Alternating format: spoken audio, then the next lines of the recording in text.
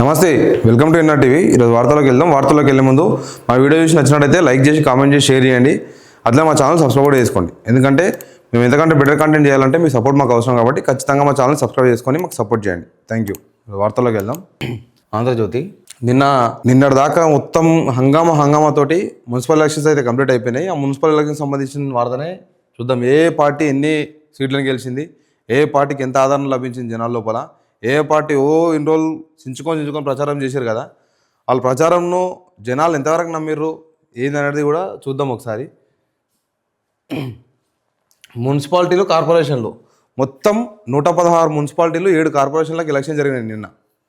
తెలంగాణ వ్యాప్తంగా ఓవరాల్గా 116 మున్సిపాలిటీలకు 7 కార్పొరేషన్లకు ఎలక్షన్లు జరిగినాయి. ఆ ఎలక్షన్లో ఏ పార్టీ ఎన్ని సీట్లు గెలిచిందో ఒకసారి చూద్దాం. మున్సిపాలిటీలు 116, కార్పొరేషన్లు 7. కాంగ్రెస్ 74, బీఆర్ఎస్ 17, బీజేపీకి 0, ఫార్వర్డ్ బ్లాక్ 1, హంగు 24 చోట్ల. అదే కార్పొరేషన్ చూసినట్టయితే 7, కాంగ్రెస్ 4. అదేంటంటే రామగుండం, మహబూబ్నగర్, మంచిర్యాల, నల్లగొండ. హంగ్ ఎక్కడంటే 3 ప్రాంతాలు ఇచ్చింది, కరీంనగర్, కొత్తగూడెం, నిజామాబాద్.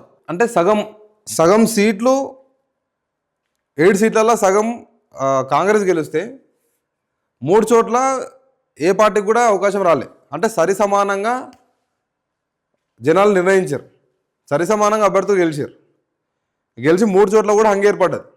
మరి ఈ 3 చోట్లల్లో ఏ పార్టీ క్యాండిడేట్ ముందుకు వస్తాడు, ఏ పార్టీ క్యాండిడేట్ను ఫైనల్ చేస్తారంటే మాత్రం ఇక చూడాలి. ఎందుకంటే ఆ ఇండిపెండెంట్ అభ్యర్థులు, బీజేపీ అభ్యర్థులు, ఆ ఎంఐఎం నుంచి గెలిచిన అభ్యర్థితో, ఒక బీఎస్పీ నుంచి గెలిచిన అభ్యర్థితో, ఇట్లాంటి వాళ్ళు ఎవరన్నా ఉంటే వాళ్ళు ఎవరన్నా ఇక తెలుసు కదా, మొత్తం క్యాంప్ రాజకీయాలే.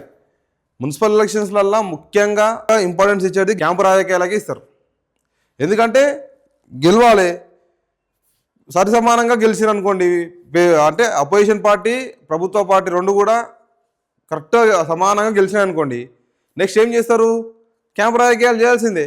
ఆ ఇండిపెండెంట్ క్యాండిడేట్నో, బీజేపీ అభ్యర్థినో ఎవరినొకరిని ఎత్తుకపోయి వాళ్ళు ఎవరు సపోర్ట్ చేస్తే గాయండి ఆ మున్సిపల్ చైర్మన్ అవుతాడు.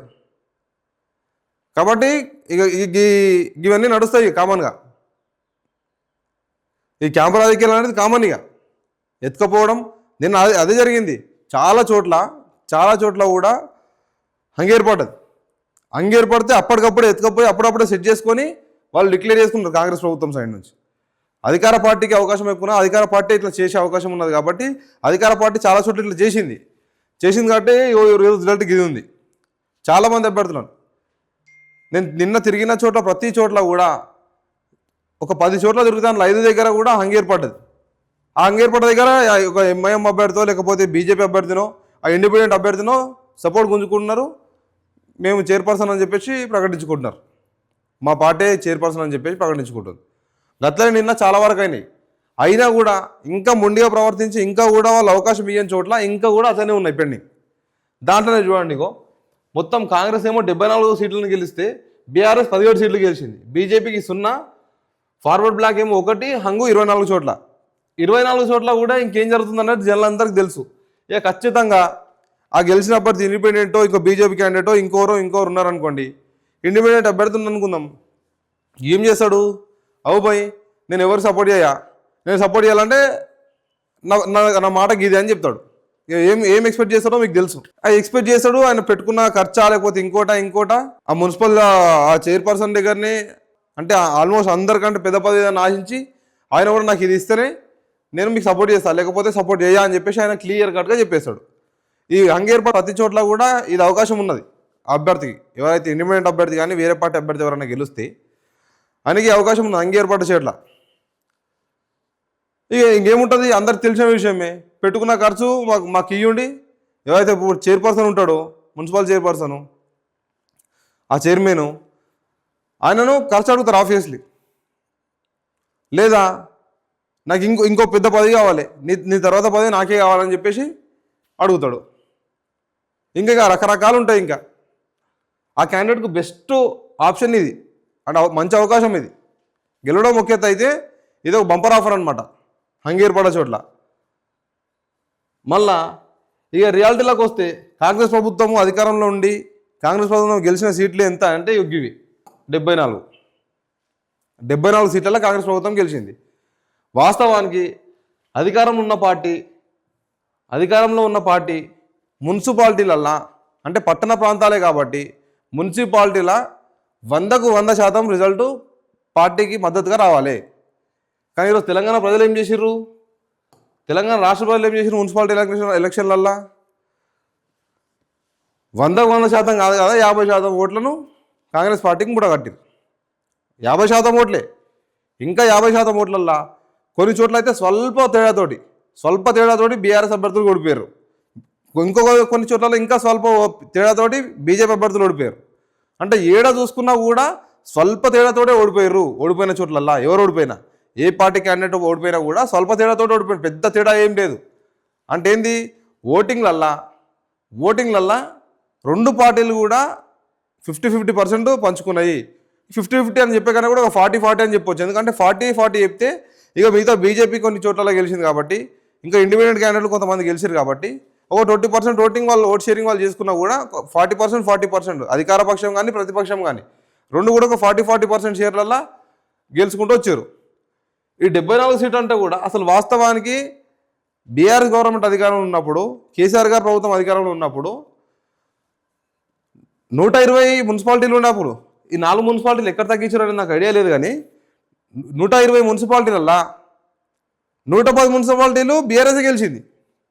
అంటే అర్థం చేసుకోండి, 120 మున్సిపాలిటీలల్లా 110 మున్సిపాలిటీలు బీఆర్ఎస్ గెలిచింది. అంటే ఇండిపెండెంట్ క్యాండిడేట్ గెలిచి సపోర్ట్ చేసినా ఇంకా సపోర్ట్ చేసినా కూడా మొత్తం మీద ఫైనల్గా మున్సిపాలిటీలు బీఆర్ఎస్ ఖాతాలో ఉండే ఆ రోజు. ఆ 10 మున్సిపాలిటీలు మాత్రమే ఇక బీజేపీ కానీ ఇక రకరకాల పార్టీలకు వచ్చినాయి అప్పుడు. అట్లాంటిది ఇప్పుడు కాంగ్రెస్ ప్రభుత్వం అధికారంలోకి ఉండి కాంగ్రెస్ పార్టీ పైన జనాల ఆదరణ కానీ జనాల ఆలోచన కానీ కాంగ్రెస్ పార్టీ పైన ఏముందనేది రిజల్ట్ తెలిసిపోతుంది. చూడండి, కాంగ్రెస్కు 74 మాత్రమే వచ్చినాయి. 74 మాత్రమే రావడానికి రీజన్ ఏంటంటే కాంగ్రెస్ పార్టీ ఇచ్చినటువంటి హామీలను వాళ్ళు నెరవేర్చకపోవడమే, అంతకుమించి ఏం లేదు. ఈరోజు ప్రతిపక్షాల మాటలు ఇంకో మాటలు నమ్మే పరిస్థితిలో లేరు జనాలు. అధికార పక్షం ఏం మాట ఇచ్చింది, అధికార పక్షం పనిచేస్తుందా, అధికార పక్షం ఎట్లాంటి నిర్ణయాలు తీసుకుంటున్నది, తెలంగాణ రాష్ట్రంకి ఎంత మేలు జరుగుతున్నది, ఎంత నష్టం జరుగుతుంది అనేది దానిపైన ఆలోచన చేసే ఈరోజు ప్రజలు నిర్ణయం తీసుకున్నారు. అంతే తప్ప అనవసర మాటలు నమ్మి ప్రతిపక్షాల మాటలు నమ్మి ఓట్లేసారు అనుకోవడం మాత్రం భ్రమపడ్డట్టు అవుతుంది. కాబట్టి ఎవ్వరు కూడా ప్రతిపక్షాల మాటలు ఇంకో మాటలు నమ్మడం కాదు, అధికార పక్షం ఏం చేస్తున్నది, ఏం నిర్ణయాలు తీసుకుంటున్నది దానిపైనే ఓట్ షేరింగ్ అనేది వస్తుంది. ఈరోజు మీకు వచ్చిన రిజల్ట్ కూడా అదే. అధికార పక్షంకు ఒక 50% మాత్రం ఓటింగ్ రావడానికి కారణం ఏంది, మీరు ఇచ్చిన హామీలు నెరవేర్చకపోవడమే. జనాల లోపల మీ మీద నమ్మకం పోయింది. అదే ఈరోజు రిజల్ట్. ఇప్పటికి కూడా ఇంకా ఎంపీటీసీ ఎలక్షన్స్ కావాలి, ఇంకా రకరకాల చైర్మన్ల ఎలక్షన్ ఉన్నాయి. కాబట్టి ఇట్లన్నిటినీ గెలవాలి, అధికార పక్షం ఖాతాలో వేసుకోవాలనుకుంటే ఇప్పటికైనా ఇచ్చిన హామీలను నెరవేర్చండి. ఇచ్చిన హామీలను నెరవేర్చి ఇక మాకు తప్పు జరిగింది, మేము మిస్టేక్ జరిగింది, మేము సరి చేసుకుంటున్నాము, ఇక మీకు ఇచ్చిన హామీలన్నీ నెరవేరుస్తున్నాము, ఇక మీకు రాష్ట్ర సంపదను పెంచుతున్నాము, ఈ డెవలప్మెంట్ కార్యక్రమాలు చేస్తున్నాము, ఈ కంపెనీ తీసుకొస్తున్నాము అని అక్కడ ఎవరికైనా దండం పెట్టి ఆ కంపెనీ తీసుకురండి. ఇట్లాంటివి చేస్తేనే తెలంగాణ రాష్ట్రంలో మీకు ఇంత ఆదరణ దొరుకుతుంది. కానీ లేదు మీ వైఖరి ఇట్లనే ఉన్నది, మీ పోకడ ఇట్లనే ఉంది అనుకుంటే మాత్రం ఇంకా ఎంపీటీసీ ఎలక్షన్లు చైర్మన్ ఎలక్షన్లు ఉన్నాయి, దాంట్లో మాత్రం మీకు మంచి చుక్కెదురైతుంది. చూడాలి మరి ఎట్లా నిర్ణయాలు తీసుకుంటారు, ఏం చేస్తారు అనేది. దీనివల్ల కొంచెం అలర్ట్ అయితే అవుతారు. కాకపోతే పేపర్లలోనో వాళ్ళ పార్టీ వెబ్సైట్లలోనో రాసుకుంటారు మంచిగానే 70% ఓట్ షేరింగ్ మనది, 80% ఓట్ షేరింగ్ మనది అని చెప్పేసి. అదంతేం వాస్తవం కాదు. 50% ఓట్ షేరింగ్ మాత్రం వచ్చింది. 50% ఓటింగు కాంగ్రెస్ పార్టీకి వచ్చింది, ఒక 40% ఓటింగ్ ఏమో మన బీఆర్ఎస్ పార్టీకి వచ్చింది, ఇంకా 10%లో మిగతా పార్టీలు షేరింగ్లో పోయినాయి. అంతేగాని కాంగ్రెస్ పార్టీ రాసుకుంటున్నట్టు 70% 80% అనేది మాత్రం అది వాస్తవం కాదు. ఎందుకంటే ఓడిపోయిన స్థానాల్లో కూడా బీఆర్ఎస్ ఓడిపోయిన స్థానాల్లో కూడా స్వల్ప మెజారిటీతోటి గెలిచారు. అన్ని ఎక్కడ చూసుకున్నా కూడా 10-20లనే ఓడిపోయారు, గెలిచారు. అదే జరిగింది వాస్తవానికి. చూద్దాం, మరో వార్త చూద్దాం. పట్టణం హస్తానిదే, 74 మున్సిపాలిటీలు 4 కార్పొరేషన్లో కాంగ్రెస్ విజయబావుట. దానికి ఓ పేపర్, మన ఆంధ్రజ్యోతి పేపర్ ఏం రాసింది చూడిగో, నువ్వే రాజు నువ్వే మంత్రి. ఎవరి గురించి ఇది? రేవంత్ రెడ్డి గారి గురించి. పని అదే కదా ఆంధ్రజ్యోతి పేపర్ పని ఇదే కాబట్టి ఇక రాస్తుంది కామన్గా. ఎందుకంటే రేవంత్ రెడ్డి గారిని పట్టుకొని ఉండాలి ఇప్పుడు ఆయన, లేకపోతే ఆయనకు చాలా ఇబ్బంది జరిగే పరిస్థితి ఉన్నది. కాబట్టి రేవంత్ రెడ్డి గారిని పట్టుకునే ఉంటారు. అదే ఇది చూడండి, 24 మున్సిపాలిటీల్లో నెలకొన్న హంగ్. వీటిలోనూ అత్యధికం ఎంఐఎం స్వతంత్రుల మద్దతు. ఎక్సో ఆఫీషియో ఓట్లతో కాంగ్రెస్ కి దక్కే ఛాన్స్. 17 చోట్ల బీఆర్ఎస్ కు మెజారిటీ, బీజేపీకి 0. 17 చోట్ల బీఆర్ఎస్ కు మెజారిటీ, బీజేపీకి 0. వడ్డేపల్లి మున్సిపాలిటీని దక్కించుకున్న ఫార్వర్డ్ బ్లాక్. నిజామాబాద్, కరీంనగర్, కొత్తగూడెం కార్పొరేషన్లో హంగ్. ఎంఐఎంతో కలిసి నిజామాబాద్, సిపిఐతో కలిసి కొత్తగూడెం కార్పొరేషన్ను అధికార పార్టీ దక్కించుకునే అవకాశం. దక్కించుకుంటుంది. ఎట్లయినా ఇదే పని కదా. ఇక ఇప్పుడు ఎంఐఎం తోటి ఆల్రెడీ దోస్తానే ఉన్నది, ఇక్కడ సిపిఐ తోటి దోస్తానే ఉన్నది. కాబట్టి 2 చోట్ల కూడా వీళ్ళ పార్టీకి మద్దతు ఇస్తారు కాబట్టి వాళ్ళే ఆఫీసు దక్కించుకుంటారు ఆ సీట్ని. ఉత్తరం నుంచి దక్షిణం తెలంగాణ దాకా హస్తం హవా. 2వ స్థానంలో బీఆర్ఎస్, పరిమితంగానే బీజేపీ ప్రభావం. అధికార కాంగ్రెస్ పార్టీ మరోసారి సత్తా చాటింది. పంచాయతీ ఎన్నికల్లో సాధించిన విజయం పరంపరగా కొనసాగిస్తూ మున్సిపల్ ఎన్నికల్లోనూ తిరుగులేని ఆధిపత్యం కనబరిచింది. రాష్ట్ర వ్యాప్తంగా 116 మున్సిపాలిటీలకు ఎన్నికలు జరిగితే 74 సీట్లలో విజయబావుట ఎగరవేసింది. ఇక 7 కార్పొరేషన్లో ఎన్నికలు జరగగా 4టిని స్పష్టమైన మెజార్టీతో కైవసం చేసుకుంది. మరో 3 కార్పొరేషన్లు ఏ పార్టీకి పూర్తి మెజార్టీ రాకపోవడంతో వాటిలోనూ 2 చోట్ల మిత్రపక్షాలు, స్వతంత్రులు మద్దతు పాలక వర్గాలను ఏర్పాటు చేసేందుకు ప్రయత్నాలు చేసుకుంటుంది. ఇక ప్రధాన ప్రతిపక్షం బీఆర్ఎస్ కేవలం 17 మున్సిపాలిటీలు మాత్రమే స్పష్టమైన మెజార్టీ సాధించింది. 7 కార్పొరేషన్లలో ఒక్కచోట కూడా చెప్పుకోదగ్గ సంఖ్యలో డివిజన్లను గెలవలేకపోయింది. కాగా బీజేపీ ఒక్క మున్సిపాలిటీలో కూడా స్పష్టమైన మెజార్టీ సాధించలేకపోయింది. కార్పొరేషన్లలోనూ కరీంనగర్, నిజామాబాద్లో మెజార్టీ డివిజన్లను గెలుచుకుంది. ఈ 2 చోట్ల పాలక వర్గాలను ఏర్పాటు చేయడానికి అవసరమైన మద్దతు కోసం ప్రయత్నిస్తుంది. అయితే నిజామాబాద్లో ఎంఐఎం స్వతంత్రులతో కలిసి పాలక వర్గాన్ని ఏర్పాటు చేసేందుకు అధికార కాంగ్రెస్ ప్రయత్నిస్తోంది. మహబూబ్నగర్, మంచిర్యాల, నల్లగొండ, రామగుండం కార్పొరేషన్లో హస్తం పార్టీకి స్పష్టమైన మెజారిటీ దక్కించుకోగా కొత్తగూడెం కార్పొరేషన్లో కొంచెం హంగ్ ఏర్పడ్డది. దానిపైన డిస్కషన్లు నడుస్తూ ఉన్నాయి. మొత్తం ఎన్ని పార్టీలు, ఏ పార్టీ ఎన్ని వార్డులల్లో ఎన్ని డివిజన్లల్లో గెలుచుకున్నది, వాళ్ళకి వచ్చిన ఓట్ షేరింగ్ ఎంత అనేది చూడండి ఒకసారి. పార్టీ కాంగ్రెస్ పార్టీ 1349 వార్డులను గెలిచింది, 191 డివిజన్లు. బీఆర్ఎస్ పార్టీ 718 వార్డులను గెలిచింది, 63 డివిజన్లు. అదే బీజేపీ పార్టీ 260 వార్డులు గెలిచింది, 75 డివిజన్లు. ఇతరులు 254 మంది, 82 డివిజన్లు. మొత్తం 2581 వార్డు మెంబర్లు, డివిజన్లు 411. వాళ్ళకు వచ్చిన ఓట్ షేరింగ్ ఎంత అంటే కాంగ్రెస్కు 50% రాసిండు, బీఆర్ఎస్కు 15% రాసిండు, బీజేపీకి 25% రాసిండు, ఇతరులకు 10%. చూడండి, వాస్తవానికి కాంగ్రెస్కు 50% ఓట్ షేరింగ్ వచ్చిందని చెప్పి ఇంతకుముందు చెప్పిన, ఆల్రెడీ ఎలక్షన్కి ముందు కూడా చెప్పిన, కాంగ్రెస్కు 50% ఓట్ షేరింగ్ మాత్రమే రాబోతున్నది, ఇంతకంటే ఎక్కువ వచ్చే అవకాశం లేదు.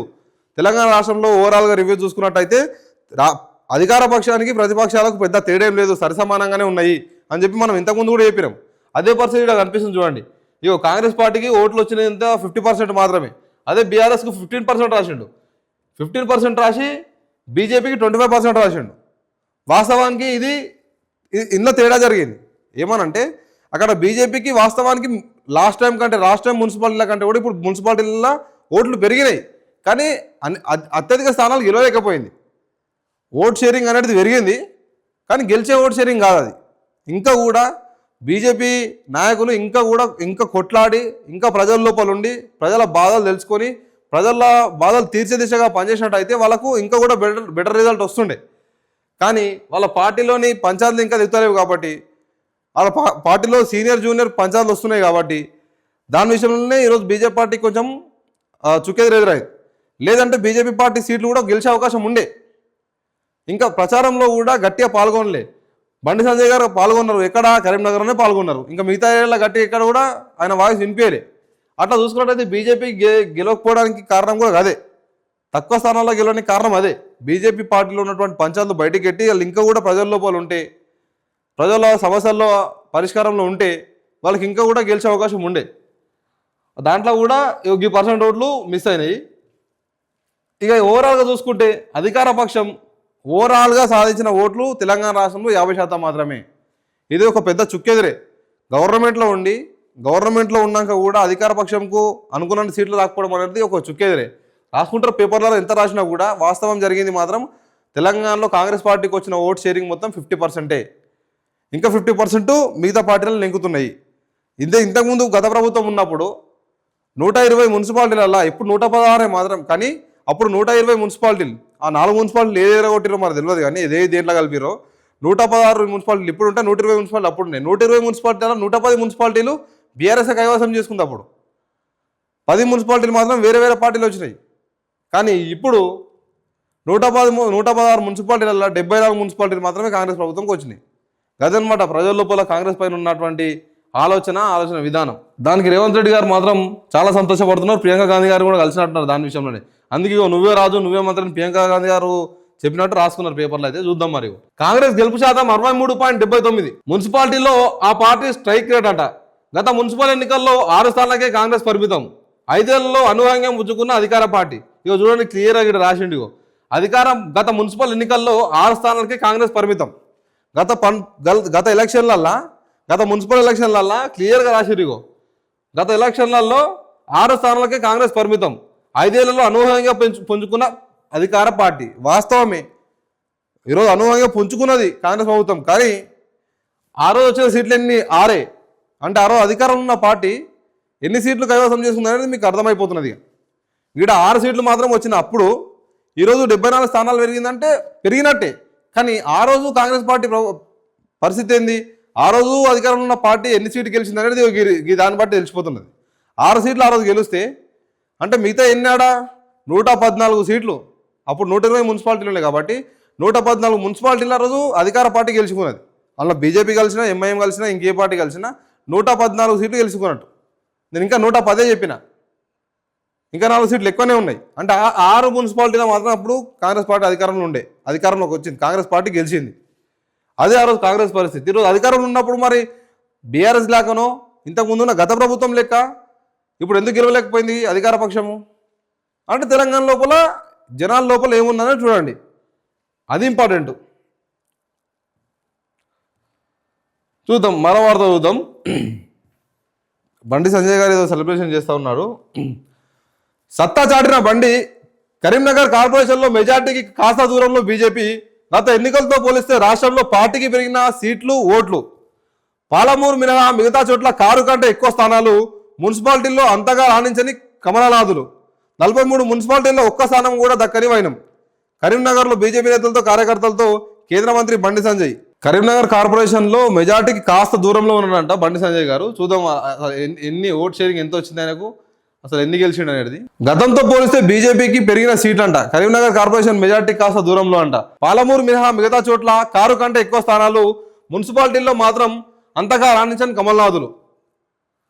పురపోరులో కమలం బలపడింది. గతంలో పోలిస్తే మెరుగైన ఫలితాలు సాధించింది. చరిత్రలో తొలిసారి కరీంనగర్ కార్పొరేషన్లో అతిపెద్ద పార్టీగా బీజేపీ నిలిచింది. కరీంనగర్ మున్సిపాలిటీ కార్పొరేషన్లో పీఠాన్ని కైవసం చేసుకుని చరిత్ర సృష్టిస్తామని ప్రకటించిన కేంద్ర హోంశాఖ మంత్రి బండి సంజయ్ సత్తా చాటారు. గతంలో ఇక్కడ 13 స్థానాలకే పరిమితమైన బీజేపీ ఈసారి 30 స్థానాలు కైవసం చేసుకుంది. ఈ కార్పొరేషన్లో మేయర్, డిప్యూటీ మేయర్ పదవులు దక్కించుకోవాలంటే 34 స్థానాలు కావాల్సి ఉండగా ఇప్పటికే ఇక్కడ ఇండిపెండెంట్గా గెలిచిన Tella Lakshmi, All India Forward Bloc తరఫున గెలిచిన సాయి జ్యోతి సంజయ్ సమీక్షంలో బీజేపీలో చేరారు. అలాగే ఈ ఎన్నికల్లో మహబూబ్ నగర్ మిగతా 6 కార్పొరేషన్లలో కమల్నాథులు బీఆర్ఎస్ కంటే ఎక్కువ స్థానాలు సాధించడం గమనార్హం. ఆ 6 కార్పొరేషన్లలో 354 డివిజన్లకు గాను బీజేపీ 69 స్థానాలు సాధించగా బీఆర్ఎస్ 43 డివిజన్లకే పరిమితం అయింది. కాగా పార్టీకి 8 మంది ఎంపీలు, 7 ఎమ్మెల్యేలు ఉన్న మున్సిపాలిటీల్లో మాత్రం ఆ స్థానాల్లో ఫలితాలను సాధించలేకపోయింది. గతంలో పోలిస్తే మున్సిపాలిటీలోనూ ఓట్లు, సీట్లు పెంచుకున్నప్పటికీ చైర్మన్ పీఠాలను కైవసం చేసుకునే స్థాయికి రాణించలేదన్న అభిప్రాయం పార్టీ వర్గాల్లో వ్యక్తమవుతుంది.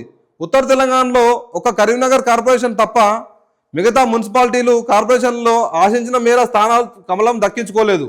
పార్టీ ఎంపీలు, ఎమ్మెల్యేలు ప్రాతినిధ్యం వహిస్తున్న నియోజకవర్గ కేంద్రాల్లో గతంలో పోలిస్తే సీట్లు పెంచుకున్న చైర్మన్ పీఠానికి చేరువ కాలేకపోయింది. ఉమ్మడి ఆదిలాబాద్ జిల్లాలో 3 ఎమ్మెల్యేలు ఉన్నా అందుకు తగ్గట్టుగా మున్సిపాలిటీలో ఫలితాలను సాధించలేకపోయింది. దక్షిణ తెలంగాణలో పలు మున్సిపాలిటీల్లో సింగిల్ డిజిట్కే పరిమితమైంది. రాష్ట్ర వ్యాప్తంగా 43 మున్సిపాలిటీల్లో కనీసం ఒక్క స్థానం కూడా గెలుచుకోలేకపోయింది. ఉమ్మడి వరంగల్, ఖమ్మం, నల్గొండ జిల్లాలో పార్టీకి ఈ పరిస్థితి ఏర్పడింది. అయితే గత ఎన్నికల్లో 239 వార్డుల్లో గెలుపొందిన బీజేపీ ఈసారి సుమారు 350 వార్డుల్లో విజయం సాధించడం గమనార్హం. అప్పట్లో తాము 13% ఓట్లు సాధించగా ఈసారి 20%కి పైగా సాధించామని పార్టీ నేతలు పేర్కొంటున్నారు. ఇలాగే ఇంతకుముందు అమన్గల్, మక్తల్ మున్సిపాలిటీలను కైవసం చేసుకున్న పార్టీ ఈసారి మెజార్టీ స్థానాలు దక్కిన నారాయణపేట, ఆదిలాబాద్, మెట్పల్లి, రాయికల్ చైర్మన్ పదవులను కైవసం చేసుకోవడంపై దృష్టి సాధించింది. బీజేపీ ఎమ్మెల్యేలు ఉన్న పార్టీ ఎమ్మెల్యేలు ప్రాతినిధ్యం వహిస్తున్న మున్సిపాలిటీలో ఒక్క ఆదిలాబాద్ మాత్రమే మెరుగైన ఫలితాలు అందించిందంట. మిగతా ఏది కూడా మెరుగైన ఫలితాలు అందించలేదని చెప్పేసి పార్టీ వర్గాలు చెప్తా ఉన్నాయి. ఏదేమైనా వాస్తవానికి బీజేపీకి సీట్లు పెరిగే అవకాశం ఉండే, కానీ వీళ్ళ ప్రచారం ఎఫెక్ట్ వల్లనే ఈరోజు ఆ సీట్లు రాలే. ప్రచారం ఎఫెక్టే. ఆ మంత్రులుగా బాధ్యతలు వహిస్తున్నటువంటి వారు కానీ, ఎంపీలుగా ఉన్నటువంటి వారు, ఎమ్మెల్యేలుగా ఉన్నటువంటి వారు వీళ్ళందరూ కూడా కరెక్ట్గా ఫోకస్ చేయలేరు. కరెక్ట్గా ఫోకస్ చేయని ఈరోజు రిజల్ట్ వచ్చింది. ఇంకా 10% ఓటింగ్ వస్తుండే, కాంగ్రెస్ పార్టీ ఓట్ షేరింగ్ వస్తుండే. ఈరోజు ఆ జనాల ఓటింగ్ కూడా ఎక్కడ పోయిందంటే కాంగ్రెస్ పార్టీకే పోయింది, వేరే పార్టీలకు పోలే. బీజేపీదే ఓట్ షేరింగ్ అవుతుంది అటు ఇటు తప్ప వేరే పార్టీలో అయితలే. గదే ఉన్నది ఈరోజు పరిస్థితి. అయితే దానికి సంబంధించి హరీష్ రావు గారు మాట మాట్లాడుతుంటాడు. మున్సిపల్ తీర్పు ప్రభుత్వానికి చెంపబెట్టు, సీఎం మంత్రులు యంత్రాంగం ఒక్కటైన బీఆర్ఎస్ శ్రేణులు సత్తా చాటాయి. రేవంత్ ప్రభుత్వంపై ప్రజల్లో పెరుగుతున్న అసంతృప్తికి నిదర్శనం ఈ ఫలితాలు. వాస్తవానికి కూడా ఇదే మాట. ఇదే ఓవరాల్ తెలంగాణలో 50% ఓటింగ్ రావడం అనేది ప్రభుత్వానికి పెద్ద ఎదురుదెబ్బనే.